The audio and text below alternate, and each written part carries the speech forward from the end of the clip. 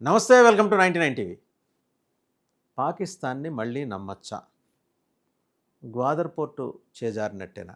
ఇప్పుడు ఈ రెండు సందేహాలు పాకిస్తాన్ ప్రజల్ని అలాగే భారతీయ సమాజాన్ని అలా ప్రశ్నిస్తూ వెంటాడుతూ ఉన్నాయి. ఈ రెండు సందేహాలు వెంటాడుతున్నాయి. రెండు సమాజాలు, భారతీయ సమాజం, భారతీయ పౌర సమాజం, పాకిస్తాన్ పౌర సమాజం. పాకిస్తాన్ని నమ్మచ్చా అనేది భారతీయ పౌర సమాజం సందేహం అయితే, గ్వాదర్ పోర్టు చేజారిపోయిందా అని పాకిస్తానీ ప్రజల సందేహం.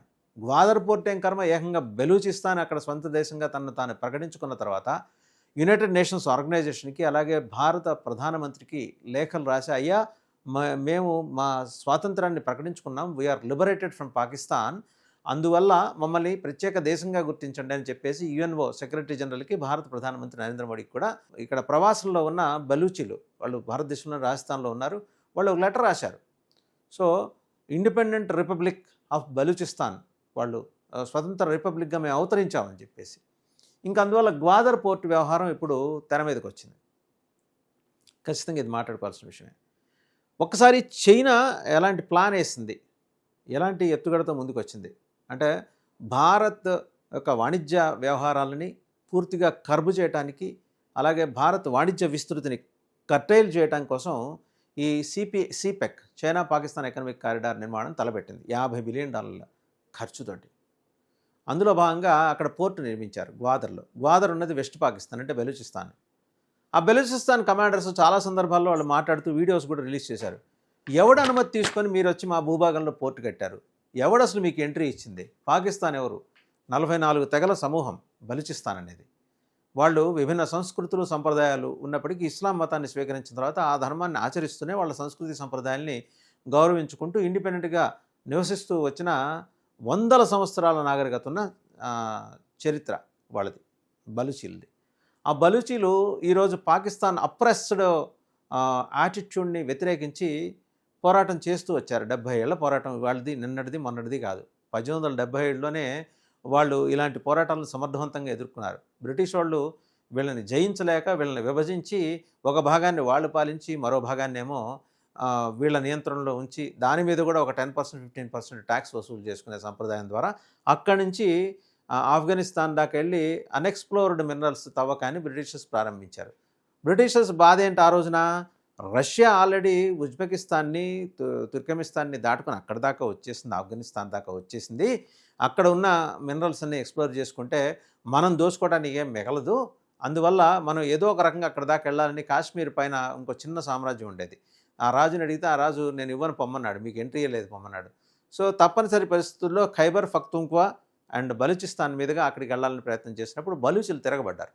బలూచులు తిరగబడిన తర్వాత ఒక పెద్ద పోరాటమే జరిగిన తర్వాత మొత్తానికి ఒక సంధికి వచ్చారు బ్రిటిష్ వాడు ఏంటంటే 4 సామధాన భేద దండోపాయం ఉపయోగపడలేదనుకోండి, కాళ్ళు పట్టుకుని అది కాదరా నాయన, కొంచెం నేను అక్కడేదో వెళ్ళి వ్యాపారం చేసుకుంటాను, కొద్దిగా నాకు దారివ్వు, ఒక భాగం నువ్వు ఉంచుకో, ఒక భాగం నేను ఉంచుకుంటా, నేను నిన్ను డెవలప్ చేస్తాను, నాకు నీ డెవలప్మెంట్ ద్వారా వచ్చే డబ్బుల్లో ఇంత పర్సంటేజ్ నాకు ట్యాక్స్ కట్టు, ఒక భాగాన్ని నేను పరిపాలించుకుంటాను, నాకు నువ్వు రక్షణగా ఉంటావు, నువ్వు నాకు రక్షణగా ఉంటావు అని చెప్పి కబుర్లు చెప్పి వాడు కబ్జా పెట్టారు బ్రిటిష్ వాడు.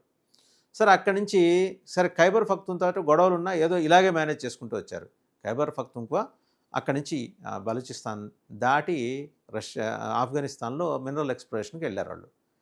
అప్పటికి రష్యా అక్కడికి చేరుకుంది. సరే ఆ గొడవలు పక్కన పెడితే బలూచీలు అలాగే ఇండిపెండెంట్ నేషన్ ఉన్నవాళ్ళని చెప్పడం కోసం ఇదంతా చెప్పాల్సి వస్తుంది, ఈ చరిత్ర. ఇవాళ గ్వాదర్ పోర్ట్ ఎందుకు నిర్మించుకున్నాడు చైనా వాడి వాణిజ్య వ్యవహారాల కోసం వాడి నౌకల్ని మలక్కా స్ట్రైట్ నుంచి తిప్పుకొని వెళ్లాల్సిన పరిస్థితి. ఎక్కడికి? వాడు ఆ సీ నుంచి బే ఆఫ్ బెంగాల్ దాటుకొని ఇంకా కిందకు వచ్చి అరేబియన్ సీలోకి వెళ్ళాలి అంటే వాడికి వేరే మార్గం లేదు, గత్యంతరం లేదు. దాని ద్వారా 12,000 కిలోమీటర్ల జర్నీ. ఒక కార్గో షిప్ 12,000 కిలోమీటర్, 12,500 కిలోమీటర్ల షిప్ జర్నీ చేయాలి అంటే it takes 3 to 4 weeks depending upon the weather conditions. Rough weather ఉండొచ్చు, సీలో ఒకసారి సముద్రంలో రఫ్ వెదర్ ఉండొచ్చు. సో రకరకాల వెదర్ కండిషన్స్ని దాటుకుంటూ, వేరాజ్ ఇక్కడి నుంచి కనుక ఆపరేషన్స్ వాళ్ళు చేసుకోగలిగితే మొత్తం దూరం 10,000 కిలోమీటర్ల దూరం తగ్గుతుంది. అందుకని వాడు గ్వాదర్ పోర్టు కట్టుకున్నాడు. పాకిస్తాన్ మీద ప్రేమతో, పాకిస్తాన్ అభివృద్ధి చెందాలని కాదు. ఇవాళ రేపు పొద్దున పాకిస్తాన్ నుంచి ఇది విడిపోయింది, మేము లిబరేట్ అయ్యాము, యుఎన్ఓ కూడా గుర్తించిందంటే దేవుడా అంటూ చైనా కూడా గుర్తించాలి. గుర్తించి వాడు బలూచిస్తాన్ తోనే వాణిజ్య ఒప్పందం చేసుకోవాలి. అప్పుడు పాకిస్తాన్ని తూనా బొడ్డు అని చెప్పి పక్కన పడేస్తాడు. పాకిస్తాన్ అక్కర్లేదు వాడికి. ఖైబర్ పఖ్తూన్ఖా మానసికంగా సిద్ధమైంది ఆఫ్ఘనిస్తాన్తో కలవటానికి. దీనికేమో మన బలూచిస్తాన్కి ఇరాన్, ఆఫ్ఘన్ సరిహద్దులు ఉన్నాయి. సో వాళ్ళిద్దరూ ఖచ్చితంగా ఒప్పుకుంటారు. ఇరాన్ ఏమీ అంత సామరస్యంగా పాకిస్తాన్తో లేదు. ఆఫ్ఘనిస్తాన్ ఎలాగూ తాలిబాన్ పంచాయతీ ఉంది. సో వాళ్ళకి వీళ్ళకి ఎప్పుడు ఘర్షణలు జరుగుతుంటాయి. ఖైబర్ పఖ్తూన్ఖా కూడా త్వరలోనే ఇండిపెండెంట్ నేషన్గా ఉండటమో ప్రకటించుకోవటమో లేకపోతే ఆఫ్ఘన్తో కలవటం ఏదో జరుగుతుంది. ఇది జరిగితే చుట్టుపక్కల దేశాలు గుర్తించిన తర్వాతే ప్రోటోకాల్, అంతర్జాతీయ ప్రోటోకాల్ ప్రకారం యుఎన్ఓ గమనించేది అంటే చుట్టుపక్కల దేశాలు ఒక 4-5 గుర్తించిన తర్వాత యుఎన్ఓ కూడా రికగ్నిషన్ ఇస్తుంది. యుఎన్ఓ రికగ్నిషన్ ఇచ్చిన తర్వాత అప్పుడు భారతదేశం కూడా మేము కూడా గుర్తిస్తున్నాం అని చెప్పేసి వాళ్ళ లేఖకి స్పందనగా మాట్లాడుతుంది. సో అది జరిగేది. అప్పుడు చైనా వాడితోనే ఒప్పందం చేసుకోవాలి, బలూచిస్తాన్తోనే ఒప్పందం చేసుకోవాలి, పాకిస్తాన్ ఎడంకాలతో తన్ని అవతల పడేయాలి. పడేస్తే పాకిస్తాన్ అసలంటూ ఉంటే అప్పటిదాకా ఇప్పటికే డిసింటిగ్రేట్ అయింది. కెలికి మరీ పహల్గాం దాడికి తెగబడి 26 మంది హిందువుల ప్రాణాలు. ఇక్కడ మళ్ళీ చెప్తున్నానండి, వాళ్ళు హిందువులు అని నిర్ధారించుకొని చేశారు కాబట్టి హిందువుల ప్రాణాలు, తర్వాతే భారతీయులు అనే కాన్సెప్ట్లో వాళ్ళు ఉన్నారు కాబట్టి వాళ్ళకి అదే లెక్కలో సమాధానం చెప్పాలి. ఇప్పుడు బలూచులు పూర్తిగా మన పోరాటానికి, ఉగ్రవాద పోరాటానికి మద్దతిస్తూ మనకు డిఫెన్స్ పరంగా మాకు సాయం అందించండి, పాకిస్తాన్ని అసలు కూకటి వేళ్ళతోటి పెకిలిస్తాం, ఉగ్రవాదిని కాదు అసలు పాకిస్తానే పెకిలించేస్తామని వాళ్ళు ముందరకు వస్తున్నారు. వాళ్ళంతా బలమైన పోరాటం చేయగల యోధులు వాళ్ళు. వీళ్ళు ఇప్పుడు కాదు, వీళ్ళ గురించిన ప్రస్తావన మహాభారత యుద్ధ కాలంలోనే ఉంది, బలూచి దగ్గర గురించిన ప్రస్తావన. సరే అది వేరే సంగతి, మళ్ళీ మాట్లాడుకుందాం. సో ఇప్పుడు ఆ పోర్టు పోతుంది. పోర్టు పోయిన తర్వాత పాకిస్తాన్కి దిక్కు మొక్కు ఉండదు. ఇప్పటికే వాళ్ళ ఆర్థిక వ్యవస్థ పతనం అయిపోయింది. సో వాళ్ళ పోర్టు పోయి చైనాతో లింకు తెగిపోయి చైనాతో వాణిజ్యం కూడా పోయిన తర్వాత పాకిస్తాన్కి సపోర్ట్ వచ్చేవాళ్ళు ఇంక ఇద్దరే ఉన్నారు, తుర్కీ, అజర్బైజాన్. 54 ముస్లిం దేశాలు ఉంటే 51 దేశాలు భారతదేశానికి సపోర్ట్ వచ్చినాయి.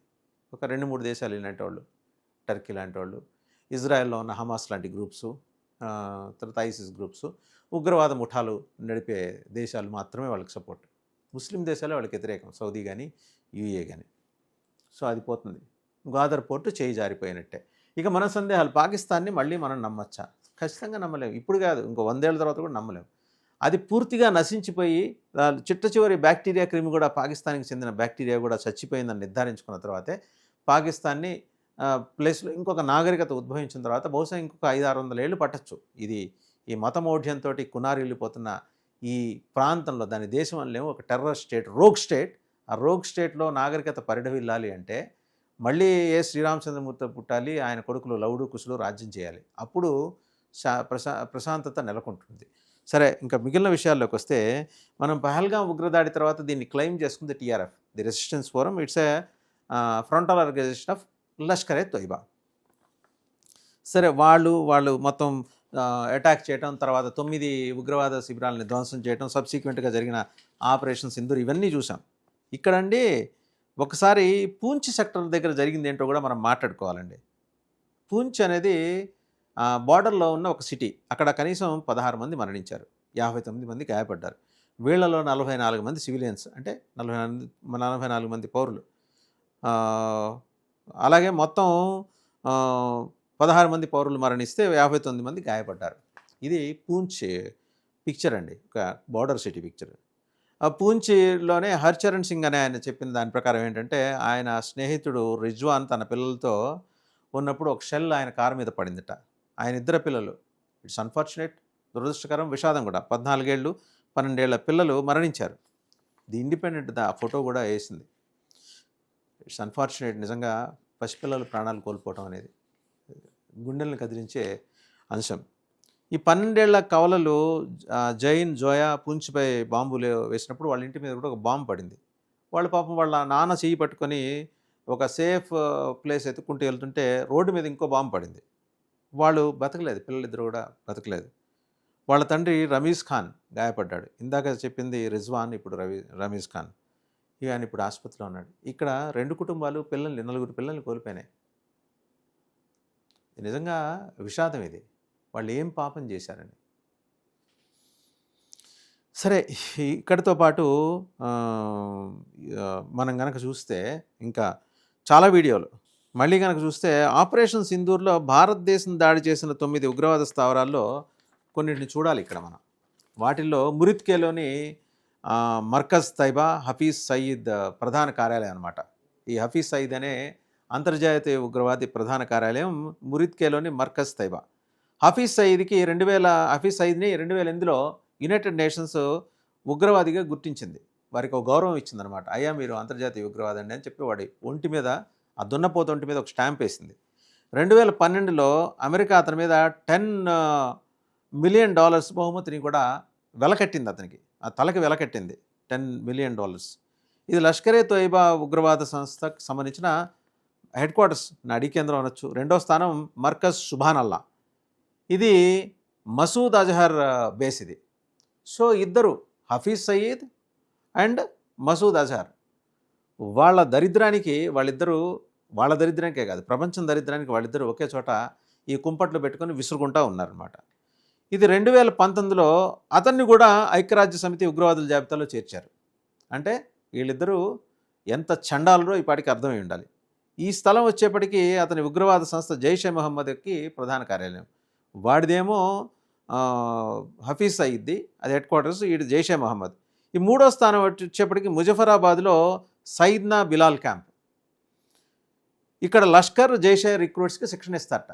అంటే వాళ్ళు హెచ్ఓడీలు అనమాట వాళ్ళిద్దరు. ఎవరు? హఫీజ్ సయీద్ అండ్ మసూద్ అజహర్. వాళ్ళ దగ్గరికి వెళ్ళే ముందర ఇక్కడ బేసిక్ ట్రైనింగ్ ఎక్కడ ఇచ్చేవాళ్ళంటే మర్కజ్ సుభానల్లాలో.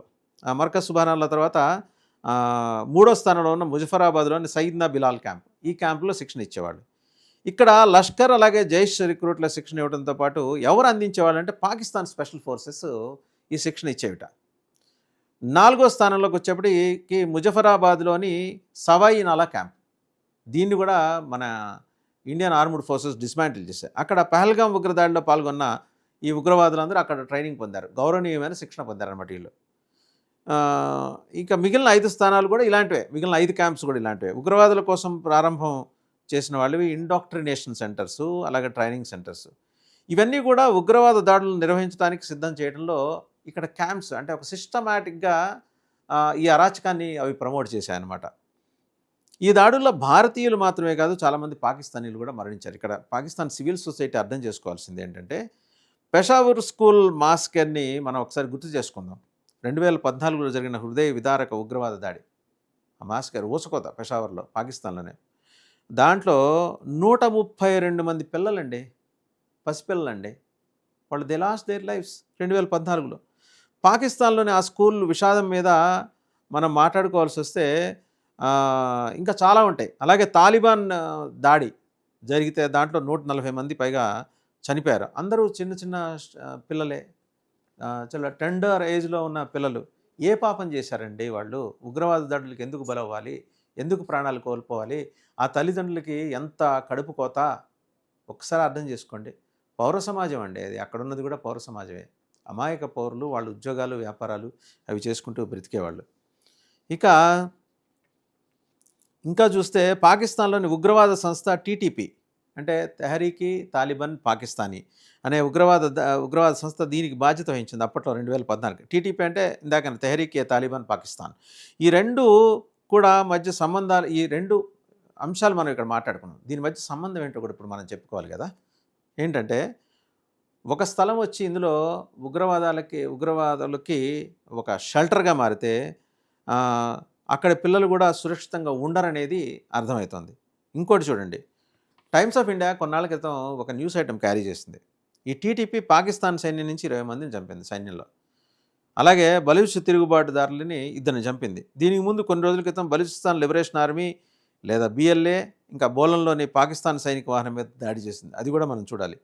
ఈ ఎలక్ట్రానిక్ ఐఈడి దాడి అంటారు, ఎక్స్ప్లోజివ్స్ దాడిలో పాకిస్తాన్ సైన్యం మొత్తం 8 మందిని కోల్పోతే ఒక 6 తీవ్రంగా గాయపడ్డారు. ఒక వారం ముందు బిఎల్ఏ ఇంకొక దాడి ఇలాంటిదే చేస్తే 10 మంది పాకిస్తాన్ సైన్యం చనిపోయారు. ఒక 26 ట్రక్స్ సౌత్ వెస్ట్ పాకిస్తాన్ వైపు వెళ్తున్నప్పుడు ఈ దాడి జరిగింది. బలూచ్ లిబరేషన్ ఆర్మీ పాకిస్తాన్ అధికారుల కాన్వాయ్ని లక్ష్యంగా చేసుకుని జరిపిన దాడిలో 10 మంది అక్కడ చనిపోయారు. మనం అందరం దాని గురించి కూడా మాట్లాడుకున్నాం. ఇక అధికారిక అంచనాల ప్రకారం గడిచిన 20 ఏళ్లలో టీటీపీ 80,000 మంది కంటే ఎక్కువ పాకిస్తాన్లు చంపింది. ఇది కదండి అసలు విషయం. పాకిస్తాన్ సివిల్ సొసైటీ ఈరోజు దీని మీద మాట్లాడుకోవాలి. తెహ్రీకే తాలిబాన్ పాకిస్తానీ, మీరే ఉగ్రవాద శిబిరాలు నడిపే ఒక దేశం, ఒక ఆర్మీ మీకుంటే, ఉగ్రవాద శిబిరాలు నడపడానికి ఒక ఆర్మీ మీరుంటే, హిందుస్థాన్ని ప్రత్యేకంగా హిందువులను లక్ష్యంగా చేసుకొని మీరు జనాల్ని చంపుకుంటా పోతుంటే, మిమ్మల్ని చంపడానికి ఇంకోడే వచ్చాడు తెహ్రీకే తాలిబాన్ పాకిస్తాన్ పేరుతో. వాడు 80,000 మందిని చంపాడు ఈ 20 ఏళ్లలో. ఎక్కడికి పోతుంది మీ సమాజం? పక్కోడిని అవతలని నరికి చంపుదామంటే మీ మెడ పీక్ నరం కోయటానికి ఇంకోటి రెడీ అయి కూర్చున్నాడు. అంటే మిమ్మల్ని చూసి నేర్చుకున్నారు వాళ్ళు, మీ ఉగ్రవాద శిబిరాలను చూసి నేర్చుకున్నారు వాళ్ళు. ఇక ఇంకా మిగిలిన విషయాల్లోకి వెళ్తే, పాకిస్తాన్ ఈ ఉగ్రవాద సంస్థలకు మద్దతు ఇవ్వటం, శిక్షణ ఇవ్వటం, నిధులు సమకూర్చడం వంటి దీర్ఘమైన చరిత్ర కలిగి ఉందని సాక్షాత్తు వాళ్ళ దేశ ఉప ప్రధాని, రక్షణ శాఖ మంత్రి ఆయన చెప్పుకుంటూ వచ్చారు. సో ఆయన మాట్లాడిందే, ఈ దరిద్రం, ఈ అరాచకం, ఈ చండాలం, ఈ మురికి మేము గడిచిన 3 దశాబ్దాలుగా చేస్తున్నాం అన్నారు. అలాగే పాకిస్తాన్ మాజీ ప్రధానమంత్రి కూడా ఈ విషయం అంగీకరించాడు, ఇమ్రాన్ ఖాన్. ఆయన చెప్పిన వివరాల ప్రకారం ఆఫ్ఘనిస్తాన్లో సోవియట్కు వ్యతిరేకంగా అమెరికా నేతృత్వంలో యుద్ధం నుంచి కూడా ఈ జిహాదీ సంస్థలు అప్పటి నుంచి ఉన్నాయి. ఇవాళ కొత్తగా పుట్టుకొచ్చినవి ఏం కావు, అవి దశాబ్దాలుగా అక్కడే కొనసాగుతున్నాయి ఆయన అంగీకరించాడు. ఇంతకుముందు తప్పులు జరిగాయనే విషయం అంగీకరించాడు. ఖవాజా ఆసిఫ్, అది ఇందాక అనుకున్నాం కదా, defence minister come deputy prime minister, ఆయన ఖవాజా ఆసిఫ్ చెప్పింది ఏంటంటే 30 ఏళ్ళుగా మీ దరిద్రం మోసుకుంటూనే వస్తున్నామని. సరే, చేసుకున్నాడికి చేసుకున్నంత మహాదేవన్ సామెత. మీరు చేసుకున్నారు, మీరు అనుభవించారు. 80,000 మంది టీటీపీ, 80,000 మంది పాకిస్తాన్ సాధారణ ప్రజానికాన్ని తెహ్రీక్ తాలిబాన్ పాకిస్తానీ పొట్టన పెట్టుకుందంటే అప్పుడైనా మీరు కళ్ళు తెరవాలి కదరా. ఎక్కడికి పోతున్నారు మీరు? మొత్తం కార్టూన్ క్యారెక్టర్లే క్యాబినెట్ నిండా, ఒకడు వాడి నోటికి వచ్చినట్టు మాట్లాడతారు. మీ పౌర సమాజం పట్ల మీకు కనీస స్పృహ, బాధ్యత అండ్ దయ, జాలి ఏమీ లేవా? మీ మటుకు మీరు చల్లగా ఉంటే చాలా, మీ పిల్లలు లండన్లో సెటిల్ అయ్యి మీరు లండన్లో విల్లాలు కొనుక్కొని అక్కడ విలాస జీవితం గడిపితే చాలా. పాకిస్తాన్ పౌర సమాజం ఏం కావాలి? ఇంకా చాలా వివరాల గురించి మాట్లాడిస్తే 26/11 అటాక్స్, ముంబై అటాక్స్, దాని గురించి మాట్లాడాల్సి వస్తే, మీ పాత్ర అంత ఉన్నా మాకేం సంబంధం లేదు, యూ హ్యావ్ డిజోన్డ్. మీకేం సంబంధం లేకుండా డేవిడ్ హెడ్లీ ఎక్కడి నుంచి వచ్చాడు, తహవూర్ హుస్సేన్ రాణా ఎక్కడి నుంచి వచ్చాడు? Tahawwur Hussain Rana was a doctor in your ISI, in your army. ఆయన బ్రదర్, ఇంకా తమ్ముడు ఉన్నాడు, ఆయన కూడా ఇప్పుడు ఇంకా డాక్టర్గా చేస్తున్నాడు. తర్వాత మీరు తహవూర్ హుస్సేన్ రాణాని మీ ఏజెంట్గా మీరు యూకే తర్వాత US పంపించి అక్కడి నుంచి ట్రావెల్ ఏజెన్సీ పెట్టించి అక్కడి నుంచి ఇండియాతో లింక్స్ ఎస్టాబ్లిష్ చేసుకొని మీ దుర్మార్గం, మీ చండాలం ఇంతగా ఎక్స్పోజ్ అయిన తర్వాత కూడా మా దగ్గర ఆధారాలు లేవని మాట్లాడుతున్నారే. మీది నోరా తాటిమట్ట. కోట శ్రీనివాసరావు గారి డైలాగ్ ఇది. కోట శ్రీనివాసరావు గారిని పంపిస్తే ఇదే మాట అంటాడు, మీది నోరా తాటిమట్ట అంటాడు. మీకు అది కూడా అయి ఉండదు, ఇంకోటి ఏదో అయి ఉంటుంది. అండ్ ఇంటెలిజెన్స్ ఇంటర్సెప్ట్స్ కూడా స్పష్టంగా ఎవిడెన్స్ సేకరించిన తర్వాత, ఇవన్నీ కాక భారతదేశం పాకిస్తాన్ నుంచి ఏం సాధించాలనుకుంటోంది అనేది ఇప్పుడు మనం మాట్లాడితే, వీఆర్ అన్ ఎస్టాబ్లిష్డ్ నేషన్, ఒక civilized nation, and we didn't go for war at any given point of time. ఎవడైనా యుద్ధానికి వస్తే మనం ఎదురుదాడి చేయాల్సిన పరిస్థితుల్లో చేశాం, కానీ మనం యుద్ధాన్ని స్వాగతించింది లేదు. బహుశా ఇది అడ్వాంటేజ్గా తీసుకుందేమో పాకిస్తాన్. 5 సార్లు దాడి చేసింది. 5 సార్ల దాడిలో కూడా పరాభవమే. 71 చూడండి, 99 చూడండి, 2025 చూడండి, ప్రతిసారి పరాభవమే. అండ్ ఇంకోటి, శశి థరూర్ మాట్లాడారు. ఆయన కూడా వీటి గురించి చాలా కన్సర్న్ వ్యక్తం చేస్తూ ఇంకా మాట్లాడారు. Financial action task force, FATF అనేది గ్లోబల్ మనీ లాండరింగ్ అలాగే టెర్రర్ ఫైనాన్సింగ్ మీద నిఘా ఉంచే సంస్థ. ఇది కూడా అబ్జెక్షన్ చెప్పింది. Financial action task force, FATF, మీరు మనీ లాండరింగ్ చేస్తున్నారు ఉగ్రవాదుల కోసం, ఉగ్రవాదుల ద్వారా, అండ్ టెర్రర్ ఫైనాన్సింగ్ చేస్తున్నారు. ఇవన్నీ కూడా వీటి మీద నిఘా ఉంచే సంస్థ FATF. ఇది వివిధ దేశాలని గ్రే లిస్ట్ లేదా బ్లాక్ లిస్ట్లో ఉంచుతుంది. ఉగ్రవాద సంబంధాల ఆధారంగా పాకిస్తాన్ 3 సార్లు వారిని ఇంక్రీజ్డ్ మానిటరింగ్ గ్రే లిస్ట్లో ఉంచింది. మీకు తెలుసు కదా పాకిస్తాన్, మీ దేశాన్ని. మీకు షహబాజ్ షరీఫ్ గారు అండ్ అసీం మునీర్ గారు, ఈ ఫెటాల్ వాళ్ళు ఉంటే బతికుంటే, అండ్ బంకర్లో ఉంటున్నారు కాబట్టి. ఇటీవల 2018 జూన్లో కూడా FATF పాకిస్తాన్ కోసం ఒక యాక్షన్ ప్లాన్ ఇచ్చింది. దాని స్థానాన్ని మెరుగుపరచడానికి ఇందులో 34 ఆస్పెక్ట్స్ ఇన్కార్పొరేట్ అయినాయి. ఇవన్నీ టెర్రర్ ఫైనాన్సింగ్, మనీ లాండరింగ్కి సంబంధించినవి. పాకిస్తాన్ ఈ విషయాల మీద చర్య తీసుకుంటామని హామీ ఇచ్చింది. కానీ 2022 అక్టోబర్లో పాకిస్తాన్ ఈ హామీ ఇచ్చిన తర్వాత ఏదో కొంత మెయింటైన్ చేసిన తర్వాత 2022 అక్టోబర్లో ఈ లిస్ట్ నుంచి బయటకు వచ్చింది. కానీ జరిగిన వెంటనే పాకిస్తాన్ ఏం చేసింది? 2 నెలల క్రితం ఒకసారి ఆ రిపోర్ట్ చూద్దాం ఒకసారి. 2 నెలల క్రితం రిపోర్ట్‌లో ఏం చెప్పారు? ఇంటెల్ ల్యాబ్‌కి సంబంధించి జియో ఇంటెలిజెన్స్ పరిశోధకుడు, ఆయన రీసెర్చర్ డామియన్ సైమన్ చాలా ఒక ఇండియా టుడేకి శాటిలైట్ చిత్రాలని విశ్లేషించడంలో సాయం చేశాడు. ఇది బహవల్పూర్లోని జైష్ ఏ మొహమ్మద్ గుర్తింపు పొందిన స్థావరం. దీని గురించే మొన్న ప్రధానమంత్రి నరేంద్ర మోడీ మాట్లాడింది. జైష్ ఏ మొహమ్మద్ స్థావరాన్నే గ్లోబల్ టెర్రరిజం యూనివర్సిటీగా ఆయన అభివర్ణించారు. మా ప్రధానమంత్రి నరేంద్ర మోడీ మీకు ఇచ్చిన గౌరవం అది. గ్లోబల్ టెర్రరిజం యూనివర్సిటీ బహవల్పూర్ అనేది. ఎవడైనా ఫలానా చోట ఒక పెద్ద శాంతి కేంద్రం ఉంది, యోగా కేంద్రం అని చెప్పి మీకు టెర్రరిస్ట్ యూనివర్సిటీ ఉందని చెప్పుకునే దౌర్భాగ్య స్థితికి మీరు దిగజారిన తర్వాత షహబాజ్ షరీఫ్ మీరు కానీ, మునీర్ కానీ, మీ డిఫెన్స్ మినిస్టర్ కానీ, మీ రైల్వే మినిస్టర్ కానీ, మీ తలలు తీసి పక్కన పెట్టి వాటి స్థానంలో ఇంకేవో పెట్టుకోండి. ఆ ఇంకేవో మీకు తెలుసు. అండ్ ఇంకేం చెప్తున్నారు?